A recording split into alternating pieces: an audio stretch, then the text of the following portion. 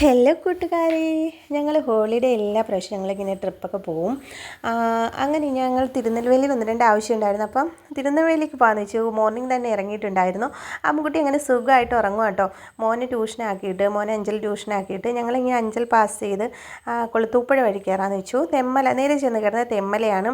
തെമ്മല ഇങ്ങനെ പോകുമ്പോൾ നല്ല വൈബായിരുന്നു. രാവിലെ എന്ന് പറഞ്ഞാൽ നല്ല തണുപ്പായിരുന്നു. പിന്നെ ദേ കഴുതുരുട്ടി പാലം കണ്ടോ. ഈ പാലം പണിയുന്നതിന് വർഷങ്ങൾക്ക് മുമ്പ് ഞാൻ ഈ ആര്യങ്കാവ് സ്കൂളിലും കഴുതുരുട്ടി സ്കൂളിലും ഞാൻ പഠിപ്പിച്ചിട്ടുണ്ടായിരുന്നു. അപ്പോൾ ആ ടൈമിൽ ഞങ്ങൾ ട്രെയിൻ യാത്രയായിരുന്നു ചെയ്തിരുന്നത്. പിന്നെ ആ സർവീസ് അങ്ങ് നിർത്തി. ഈ പാലം പണിയുന്ന ഒരു ടൈമായിരുന്നു. കുറേ വർഷങ്ങൾ കഴിഞ്ഞിട്ടാണ് പിന്നെ ഈ പാലം വന്നത്.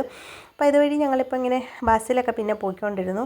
പിന്നെ അത് കഴിഞ്ഞിട്ടാണ് ഇപ്പോൾ കാറിലിങ്ങനെ പോകുമ്പോൾ ഒത്തിരി പ്രാവശ്യം പോയിട്ടുണ്ട് ഇതിലെങ്കിലും ഇങ്ങനെ വീഡിയോ ഒന്നും എടുത്തിട്ടില്ല. എന്നിപ്പോൾ മോർണിംഗ് ആയതുകൊണ്ട് നല്ല വൈബായിരുന്നു. കോടമഞ്ഞിൻ്റെ നല്ല ഇതും അങ്ങനെ പോയിക്കൊണ്ടിരുന്നപ്പോഴാണ് ഞങ്ങളുടെ കാറിൻ്റെ ടയർ ഇങ്ങനെ പഞ്ചറായെന്ന് പറഞ്ഞത്. പഞ്ചറല്ലായിരുന്നു, പക്ഷേ ഈ കാറ്റടിച്ചപ്പോൾ എന്തോ പ്രോബ്ലം വന്നേന്ന് തോന്നുന്നു. അങ്ങനെ ഹസ്ബൻഡ് ഇറങ്ങി സ്റ്റെപ്പിനെയൊക്കെ എടുത്ത് വെക്കാമെന്നും പറഞ്ഞ് എല്ലാ എക്യുപ്മെൻറ്റ്സും എടുത്തുകൊണ്ട് ഇങ്ങനെ ഇറങ്ങി. പക്ഷേ എന്തായാലും ആ ടൈമിലൊന്നും മഴയില്ലാഞ്ഞത് ഭയങ്കര ഭാഗ്യമായിപ്പോയി. അപ്പോൾ അമ്മുക്കുട്ടി അവിടെ കിടന്ന് ഉറങ്ങുവാണേ. കുറച്ച് കഴിയുമ്പോൾ എന്തായാലും അവൾ ഉണരും. അങ്ങനെ ഞങ്ങളിങ്ങനെ കുറേ അതുവഴി ഇങ്ങനെ ഒത്തിരി യാത്രക്കാരിങ്ങനെ പാസ് ചെയ്ത് പോയി. ഹസ്ബൻഡ് പറഞ്ഞു ഞാൻ തന്നെ ചെയ്തോളാമെന്ന്. പക്ഷേ എനിക്കത്ര കോൺഫിഡൻസ് തോന്നിയില്ല. കാരണം മഴയെങ്ങാനും പെയ്ത് കഴിഞ്ഞാൽ പെട്ടുപോകും. അങ്ങനെ ഇന്നപ്പോൾ കാണാം ഞങ്ങളെ ഭാഗ്യം തുണച്ചു എന്ന് പറഞ്ഞാൽ വേണമെങ്കിൽ പറയാം. 2 അമ്മാവന്മാർ വന്നു.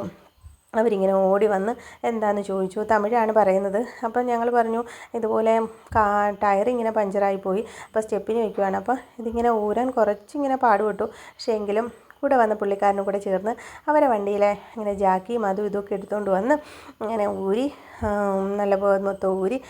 അദ്ദേഹം 2 പേർക്ക് നല്ല മനസ്സായിരുന്നു. ആ ടൈമിൽ അമ്മുക്കുട്ടി ഇങ്ങനെ ഉണർന്നിരുന്നു. അപ്പോൾ അമ്മുക്കുട്ടിയെ ഞാൻ കളിപ്പിക്കാൻ വേണ്ടി ക്ലേ ഒക്കെ കൊടുത്തിട്ടുണ്ടായിരുന്നു. അവളത് വെച്ച് ഇങ്ങനെ കളിച്ചുകൊണ്ടേയിരുന്നു.